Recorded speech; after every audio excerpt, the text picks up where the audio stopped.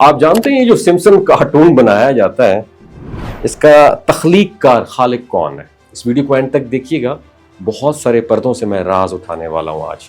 یہ دنیا ہمیشہ سے ایک عجیب معمہ رہی ہے، کبھی ہم حقیقت کو نظر انداز کر دیتے ہیں اور کبھی وہی حقیقت ہمارے سامنے ایک ایسے پردے میں آ جاتی ہے کہ انسان سوچنے پر مجبور ہو جاتا ہے۔ خاص طور پر جب بات مشہور animation series the Simpson's cartoon کی آتی ہے تو لوگوں کی دلچسپی مزید بڑھ جاتی ہے۔ کچھ لوگ اسے محض مزاحیہ کارٹون سمجھتے ہیں، جبکہ کچھ اسے مستقبل کے واقعات کا اشارہ قرار دیتے ہیں۔ یہی وہ پہلو ہے جس نے اس سیریز کو تنازعات اور سوالات کے گھیرے میں ڈال دیا ہے۔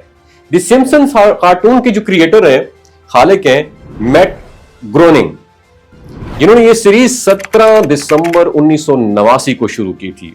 وہ ایک امریکی کارٹونسٹ اور اینیمیشن کے ایکسپرٹ تھے جنہوں نے اپنی زندگی کا بڑا حصہ اسی فن کو دیا۔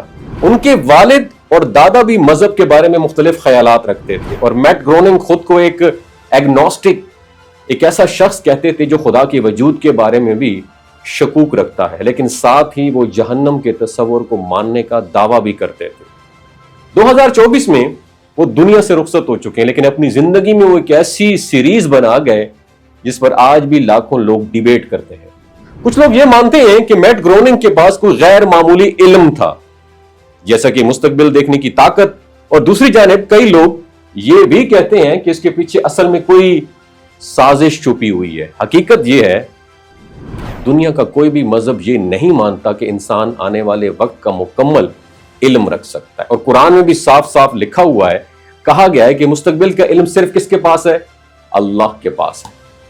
سوال یہ ہے، آخر کیسے ممکن ہوا کہ ایک کارٹون سیریز میں ایسے کئی واقعات دکھا دیے گئے جو بعد میں حقیقت بنے، اور کچھ واقعات کو محض اتفاق قرار دیا جا سکتا ہے، لیکن جب ایک کے بعد دوسرا پھر تیسرا واقعہ حقیقت میں بدل جائے تو انسان سوچنے پر مجبور ہو جاتا ہے کہ کیا یہ محض اتفاقات ہیں یا پھر پہلے سے تیار شدہ منصوبے ہیں جنہیں عالمی طاقتیں عملی جامہ پہنانے کی کوششیں کرتی ہیں۔ کئی ریسرچرز کا کہنا یہ ہے کہ اس سیریز میں دکھائے جانے والے زیادہ تر واقعات پہلے سے سوچے سمجھے منصوبے کا حصہ ہوتے ہیں، اور انہیں کارٹون کے ذریعے عام کر کے بعد میں حقیقت میں ڈھال دیا جاتا ہے۔ اور یہ بھی کہا جاتا ہے کہ دی سمسن کارٹون کو بعض خفیہ تنظیمیں جیسے ایلومناٹی یا صہیونی گروہوں کی پشت پناہی حاصل رہی ہے۔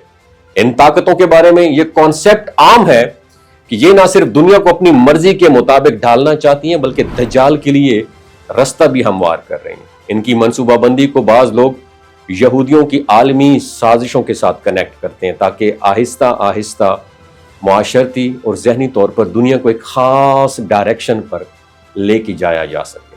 یہ کارٹون اور میڈیا کے دیگر ہتھیار یہ دراصل لوگوں کے ذہنوں کو متاثر کرنے اور اپنی سوچ مسلط کرنے کا ایک بہت بڑا ذریعہ ہے، لیکن سوچنے کی بات یہ ہے جو پریڈکشن پوری نہیں ہوئی ان پر کبھی بات کیوں نہیں کی جاتی؟ یہی ایک بہت بڑی دلیل ہے کہ یہ کوئی غیبی علم نہیں بلکہ ایک پراپر ایک سازش، ایک پلاننگ ہے۔ بعض منصوبے حقیقت میں بدل جاتے ہیں اور بعض وقت کے ساتھ اپنی اہمیت کھو بیٹھتے ہیں۔